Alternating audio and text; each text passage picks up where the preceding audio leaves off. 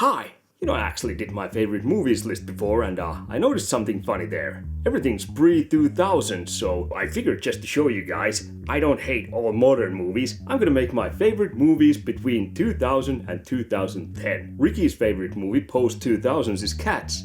Not cause he likes it, but cause it helps him poop. Oh, and also, this is only gonna be Western movies, no Asian movies. I have actually made a list for those separately. Anyway, let's start this video. Top 7 movies between 2000 and 2010. Number 7 spot actually goes to Belgian movie. I can see some of you already going there like, oh come on. It's a bank heist movie. Now I can see a few more going there. Really? Shut up. I have soft spot for the man and the movie is named after the man and the movie are both called JCVD. The window didn't explode right. I'm 47 years old and it's very difficult for me to do everything in one shot. I'm too old for this shit. That's right. What would a good list be without some Van Damme sprinkles in there? It wouldn't be really that great. But yeah, I always loved this movie. This is kind of different from Van Damme. It's not your typical action movie. This is, it says action comedy here, but I think this is more like drama comedy or something. It starts with Van Damme being in a car playing himself, JCVD, and he's having a phone call, and apparently he lost a role to Steven Seagal, because Steven Seagal actually agreed to cut his ponytail for a part, so now I kind of want to see that movie. Listen, Jean-Claude, they took somebody else. Steven Seagal? He promised to cut off his ponytail.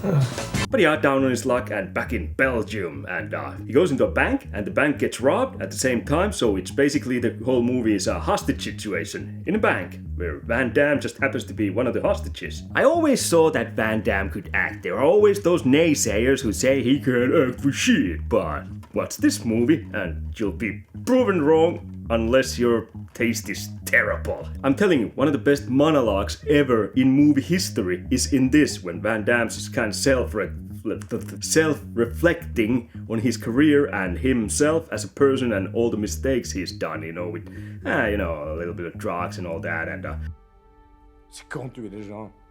Ils sont tellement beaux.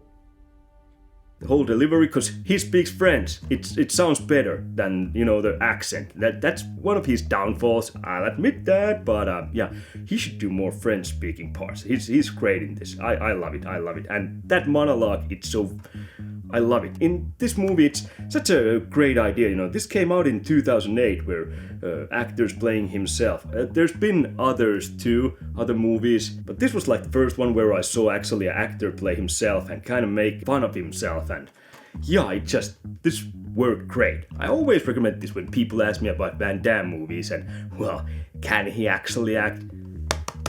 What's this? It's great. I'm just gonna move on. I'm gonna try to keep this short. I think I'm losing my voice or something, I don't know.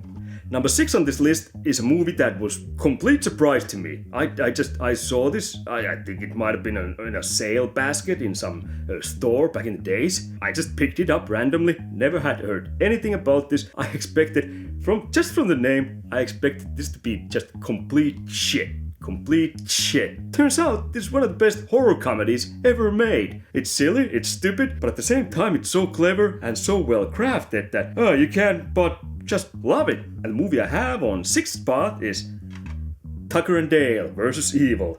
You guys, going camping? Now, if you haven't heard about this movie, I'm not surprised, but you should check this out if you're into horror comedies at least, or horrors, or even just basic comedies. Just watch it. It's not, well, I was gonna say it's not that brutal, but well, all the gore this has, it's kind of funny scenarios, so that kind of takes a bit of the edge off. I mean, even the cover looks cheap as shit. That looks like fine, but then there's Tucker and Dale who are behind here, and they look like someone just last minute glued them on the cover, and it looks like shit. But I'm telling you, this movie is fantastic. Tucker and Dale are two hillbillies, and Tucker, I believe it was Tucker, who's played by Alan Tudyk, and Dale is played by Tyler Labine. Anyway, Tucker bought a summer cottage, summer house, whatever. It's basically just a shitty cabin in the woods. So they go out there and try to renovate the place, digging shitter holes and hammering things. I'm digging a crapper hole. It's a hole. It's for the shit house, crap house. outhouse hall. But at the same time, there's a bunch of teenagers who are at some kind of vacation and they just happen to wander into the same woods and, go for a swim and all. And, well, here's the thing. There isn't exactly like a monster or killer in this movie. There's just a lot of assumptions and prejudices, because when you see, two hillbillies in the middle of woods, they give out some kind of vibe. Anyway, so after a few freaky coincidences and accidents and misunderstandings, both parties kind of think that the other ones are psychos. We've had a doozy of a day. There we were minding our own business, just doing some chores around the house when kids started killing themselves all over my property. And the movie is built around that scenario, and I think it's such cleverly written, just the dialogue and all. It's like kind of stupid, but it's supposed to be, so it fits great here. Just how the movie is built, all those scenes, they're so hilarious, they're so clever, they're so inventive. This was a unique movie. This still is a unique movie. I don't think there's another movie like this, not that I know of. I think they were talking about making a sequel to this at some point, but well, I guess nothing came out of it. I watch this every now and then. It's so funny. It's also got heart. It actually has a kind of semi-love story there too, which is kind of sweet. So yeah, it's got something for everyone. Well, unless you're really against the guts, then that might put you off. But if you can take guts, it's got something for everyone. Tucker and Dale vs. Evil. Sounds like a shitty movie, but man, it's one of the best. One of the best. Number 5 on this list, and we're still continuing on the horror comedy genre, so yeah, what can I say? Early 2000s, they really liked their comedy, with horror mixed into it. I was kind of wondering which one should go higher on this list. I think Tucker and Dale vs. Evil is the funnier movie, but this one is just overall more well built, and well, it's just an homage to George A. Romero's zombie trilogy. That's a classic. Shaun of the Dead. People receiving bites have experienced headaches and nausea. Kind of same thing than with Tucker and Dale vs. Evil. I just bought this. I had heard nothing about this. This came out in 2004. Yeah, I had heard nothing about this. Again, could have been some kind of a bargain bin in a store or something, and I just checked, another zombie movie. Great, I'll buy it. I think they were really cranking up on the zombie genre again, because it kind of died down after, like, I don't know, 80s or something like that. There was a long pause between zombie movies. Actually, I think it was Dawn of the Dead, the remake, that really kicked things up again. Now we get zombie movies more than anyone who's even bit sane could ever watch. I mean, most of them are shit. They just suck. Really low budget crap. Nowadays with low budget CGI crap, which is even worse. But Shaun of the Dead, Simon Pegg, Nick Frost, Kate Ashfield, Lucy Davis, Dylan Moran, I think those were kind of the main guys in this, and basically Sean and Ed, played by Simon Pegg and Nick Frost, are two losers who live together, and Simon's girlfriend just breaks up with him, and at the same time, a zombie apocalypse just breaks out. So it's a zombie movie. There's not really like much to say about it in that sense when it comes to the overall plot and all that, but it's just really clever, and I really do like all the references to the original George A. Romero zombie trilogy. I don't want to cause a fuss. We're coming to get you, Barbara! So yeah, I really enjoyed this. This was just fucking fantastic. Nowadays, it's a classic. I think most of you have probably seen this. If you haven't, I don't know what the hell is wrong with you. This is actually a trilogy. Well, it's not like zombie trilogy, it's a Cornetto trilogy. Cornetto is ice cream. Not really sure where that name came from, Cornetto trilogy, but it came from the ice cream. There was some happening with the ice cream, so they named it Cornetto trilogy. But yeah, the sequels, Hot Fuzz and World's End, those are pretty fucking awesome too. Oh, he's got armor! Get him! Shaun of the Dead, classic. Number 4 on this list is Stallone's last hurrah as Rocky. Well, it's not the last one, but it's the last one where Rocky is beating some guy up. Rocky Balboa. I'm gonna go over there. You guys can order something. What do you recommend? It's all edible. I mean, after this we got Creed and Creed 2 and also Creed 3, but that one doesn't have Stallone in it anymore, so I haven't even watched that. I don't know, it's just, when it's Rocky franchise, I want Stallone in it. I know it's Creed franchise, but still, it's tied to Stallone, so why would I watch that? I'm sure it's great. I'm gonna watch it at some point, but fuck.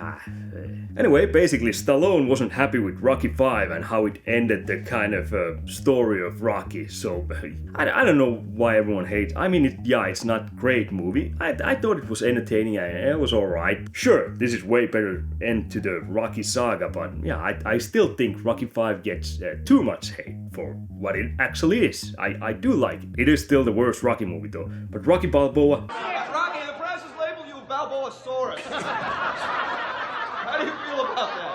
I can't be mad for him scrapping the ending the way Rocky 5 ended Rocky's story, because he came back and he just saved the whole timeline. It's like multiverse.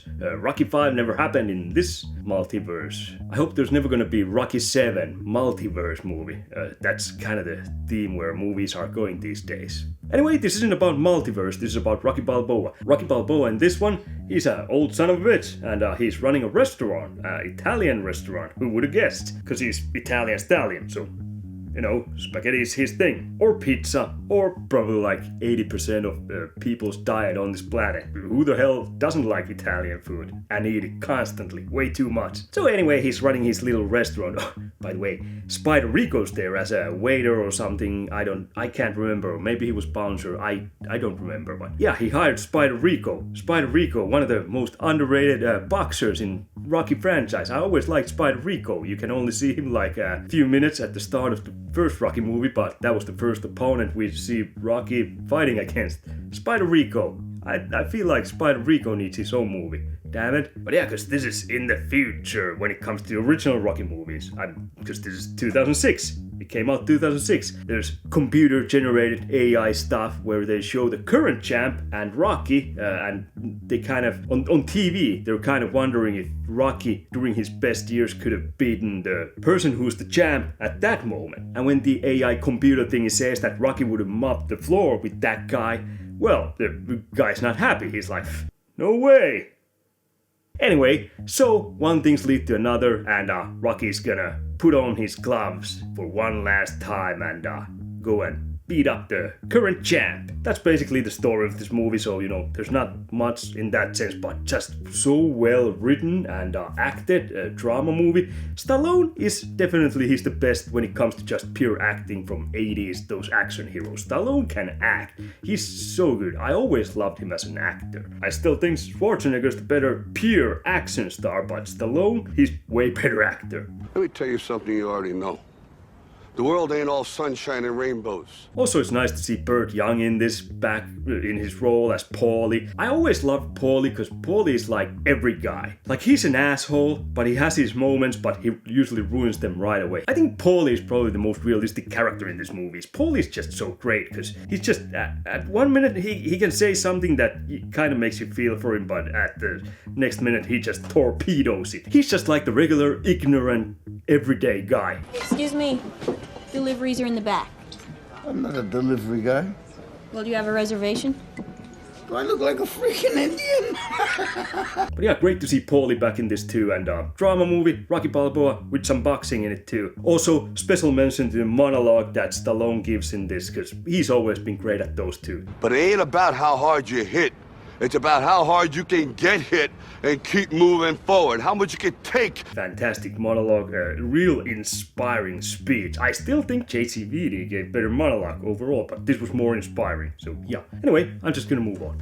And we're down to my top 3. And on third spot, I have a movie that I don't own physically yet. I've been trying to hunt it for some while, you know, not like actively, but you know, in case I come across it, I'm gonna buy it. I think they haven't really released like new 4K version of this movie, so I haven't really seen like Blu-rays either. I'm kind of trying to avoid DVDs these days, but yeah, I would like a Blu-ray, maybe 4K, but Blu-ray. I'm good with Blu-ray. So I actually rewatched this the other day from Amazon Prime. It was there, so I rented it. It was one of those rental fucking videos, so I had to pay, but yeah, I'm gonna buy this at some point, obviously, because it had been over 10 years since I last saw this movie. I watched this 2 or 3 times back when it came out, because I was so baffled, so grossed out, but I also loved this movie. No, it's not a Serbian film. For those of you who are thinking that I'm gonna put that on this list, no, I liked it, I didn't love it. But speaking of Serbian film, this movie actually had 2 scenes that were harder to watch than anything in Serbian film, for me personally, because I have some issues, and well, I'll talk about those in a minute. But the movie is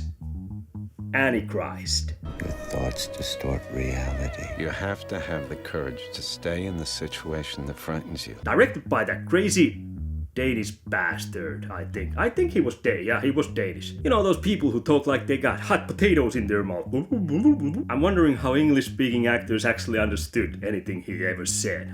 Maybe he just wrote everything down. Fucking Danish. I can see all my Danish viewers now sending me mean comments, but I'm not gonna understand because the writing. It's a little thing we do, you know, Nordic countries. Swedish are gay, Finnish are drunk, Danish can't talk. Norwegians, they smell like fish, and Icelandic, they gave us Björk, and that was so brutal that we don't fuck with them anymore. We don't need any more Icelandic singers. Anyway, so this was directed by Lars von Trier. If you know him, you know he makes some really unique, weird stuff. He's a man with a unique vision. I really love everything I've seen from him. Well, I love his unique style. I have to say though, I tried to watch, what was it? Nymphomaniacs or something. I think that was like, what 6-hour movie or something. There were 2 parts and I couldn't finish that. That was... I'm gonna give it another shot one of these days, but Antichrist, that's easily my favorite from him, what I've seen. I love that movie. It's so great. Starring Willem Dafoe and Charlotte Gainsborough. Yeah, Charlotte Gainsborough. I know her, but I just never really knew how to say her name. This movie is, if I had to put it in a genre, it's horror-ish, dramatic-ish. I'd say probably the biggest thing that pops out is the horror theme, but I still wouldn't call this like straight up horror. It's like, it's really hard to watch and there are some scenes, but still it's like, I don't know, I'm having problems putting this in a genre, which I think is a great thing for a movie, you know. Tell me what you think is supposed to happen in the woods. The harder movie is to categorize, the more unique it usually is, so that's how I feel about this movie. Anyway, it starts with Willem Dafoe and Charlotte Gainsborough getting it on, and you can actually see the penis go inside the vagina. Yeah, apparently they used porn actor doubles in this, so you see the peeing equipment of both male and female, so you see them quite a bit. Like half the movie they're running around without the pants. That's a bold choice. So the movie starts with Willem Dafoe and Charlotte Gainsborough getting it on, and while they're getting it on, there's this classical music playing and everything is in slow motion, and then there's their kid, their little boy. While they're getting it on, they don't notice that the kid is actually climbing on table and there's an open window, and well, next thing you see, the kid is doing the longest plummet down to the ground, and you know, splat. Obviously, them being the parents, they get devastated, and Willem Dafoe is actually therapist, so he starts giving her wife some therapy. Also, the reason why I don't use names here is because, well, their characters are, Willem Dafoe is he, and Charlotte Gainsborough is she. He and she, those are the names. Those are the names we're given. So he starts giving therapy sessions to his wife, and they end up going in this cabin in the woods, like always. And there's this forest, and the wife is scared of the forest. That's why he wants to take him there. You know, that kind of therapy sessions where you face your fears and overcome those. And but on the way there, and actually in there, while they've been there for a day or two, Willem Dafoe's character sees these animals. There's a deer that's still got a newly born fawn hanging from its ass. A kind of disturbing visual. Then there's a fox that's eating itself, and then it just turns in slow motion and says, and then there's also crow or raven or one of those blackbirds. So they're out there in the woods and they're doing their therapy session, and it seems to be going better and better, but then at some point Charlotte Gainsborough's character kind of flips. I'm trying to be quick here. This is a movie that you could analyze forever. It's got some basic themes like women are evil, and it's one of those movies you have to see and you have to kind of interpret yourself. Yeah, I don't think any interpretation is wrong, but it's just really interesting movie just to see how people view it. Like it's a depressing movie, and also those 2 scenes I talked about. There's some violence against genitals, and this movie is still probably the only movie I've ever seen that makes me kind of, during 2 scenes, I have to turn my head away or just like, you know, squint so I can kind of see what's going on, but I can't see. Let's just say after seeing this movie, I believe Lars von Trier is actually a fan of Cannibal Corpse, and especially that one song called Icon Blood. Ooh. I actually don't know how long I've been talking about this movie, but Willem Dafoe, Charlotte Gainsborough both do really hard parts in this, really hard roles. It must have been probably really hard to play these roles in this movie, and I love this movie. It's every time I watch it, I kind of interpret it a bit differently. It's really hard to, you notice something new and all that, you know. It's one that requires multiple watchings if you like it, if you're into it, you know.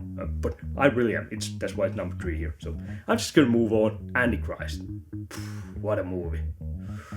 Then we get to number 2 on this list, and that is Clint Eastwood movie. I fucking love this movie. It's so great, and it's Gran Torino. Get off my lawn. Gran Torino, for those who are into cars, probably might have guessed that it's the car Gran Torino. By the way, I don't have that movie physically, so I'm not showing it here, but I should get that at some point. It's one of those movies you can see in a lot of places, Blu-ray, real cheap, but I don't know, I never picked it up. It's on, I think it's like in a couple of streaming services. So Clint Eastwood, he's old as fuck. When hasn't he been old as fuck? I think even in the 60s he kind of looked like he was old and grumpy as fuck. But now he's real old and real grumpy as fuck. Ever notice how you come across somebody once in a while that you shouldn't have fucked with? That's me. He's a veteran from Korean War. I don't know why that word's so hard for me. Veteran. Anyway, he's one of those things who's been in war and now he isn't. And he's old. The movie starts with a funeral when Clint Eastwood character's Walter's wife, Walter Kowalski was his character name. So his wife's died just at the start of the movie. So there's funeral. So he's in this neighborhood all alone where everyone else is pretty much foreigner. He has 2 sons who he's not really getting along with these days. And yeah, they have families, their own families, and they don't really visit that much. And the sons don't really care about him. It's kind of, and their families are fucking awful too, you know. They really don't give a shit. It's just an old guy who's living his last days on the porch of his house. Then he also gets new neighbors, which are these, I think they were Hmong people from, I think, Vietnam? Somewhere around there. I don't know, but somewhere from those parts of Asia. I can't remember. I haven't really gotten into their culture, so I don't know what they are exactly, but I believe they're from somewhere around Vietnam, possibly. Anyway, Kowalski being old fart, he's kind of like Paulie in Rocky. He's really ignorant. Might say he's even bit racist.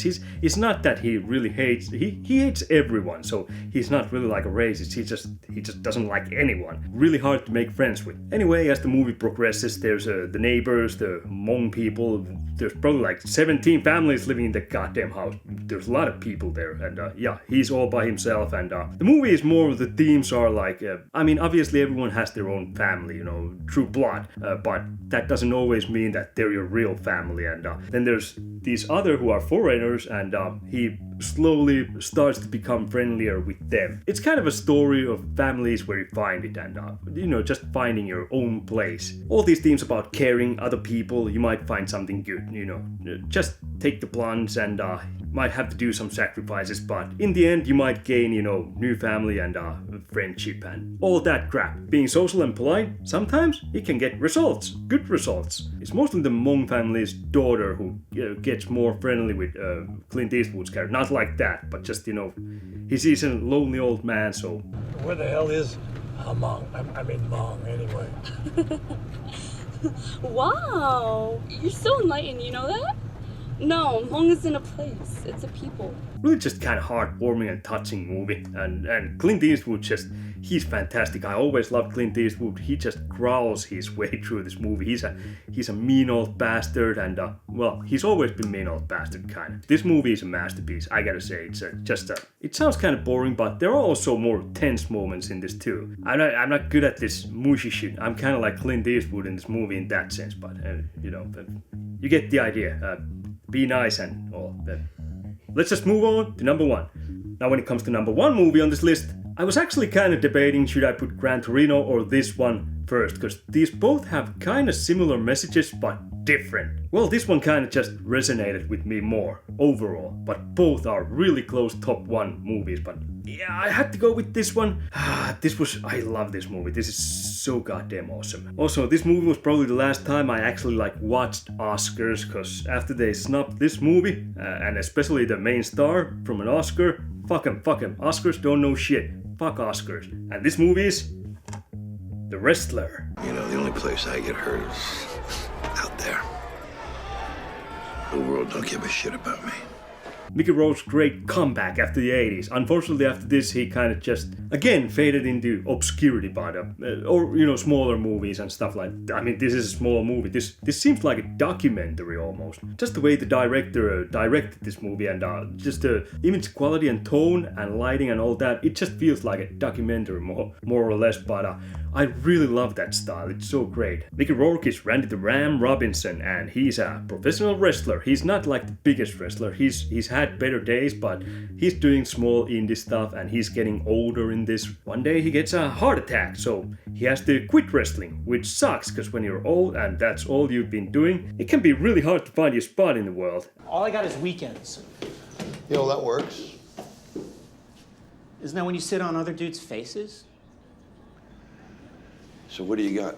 So after that, he finds more time to connect with his daughter, who kind of hates him, and trying to get it on with this stripper, who he always likes to go and watch dance, because, well, she's really hot. She's played by Marisa Tomei. Also, the heart attack. It's not like it was some kind of surprise when you watch the earlier scenes in this movie. While he's still wrestling, he keeps buying from people backstage all kinds of, testosterone and steroids and all that stuff that makes you real buff. And bottle of insulin, $100. You got 4 boxes of Sustanon. There's 3 amps in a box, $30 on a box, $120. Bottle of Debo, $100. This is like probably the most realistic depiction of wrestling and singular wrestler ever. I mean, I haven't been in wrestling business, but I believe the indie scene especially, there are guys who just, wrestling is their life. It's what they know, taking hits, taking bumps, and it helps if you're big and in good shape. So a lot of those guys, they use all kind of, testosterone and steroids and all that. So it does easily become this kind of a bad circle, You're doing all that stuff to be as healthy and as big and as strong and as fast as you can, just so you can entertain people, because if you entertain people, the more you entertain, the bigger you're gonna get. So this kind of wrestlers thing they kind of need. Their body is their tool, which they use to work. So it can be hard to quit, and the older you get, the harder it is to stay in physical shape. Naturally, a lot of them go for drugs. Even younger people go for drugs, because it really helps. Even then, when you get older, heart attacks and shit might hit you. So yeah, the reason why I put this number 1 over Gran Torino is this one kind of has, in a way, same themes, but reversed, cause once the thing you love doing is taken from you and you can't just find your place on this planet, it can be really tough. Because where Gran Torino was more about family and friends and all that and connecting with others, I think the Wrestler is more about, you being kind of like me, introverted and finding it hard to work with others and trying to find your meaning in life through other means. Like for Randy here, it was wrestling, so once they take that away, what are you gonna do? He tries some regular jobs and it's not going that well, and life just seems kind of hollow and pointless, and all he has pretty much is his glory days of being a big wrestler back in the 80s or whatever, and this just felt more relatable. I'm an old broken down piece of meat. And I'm alone.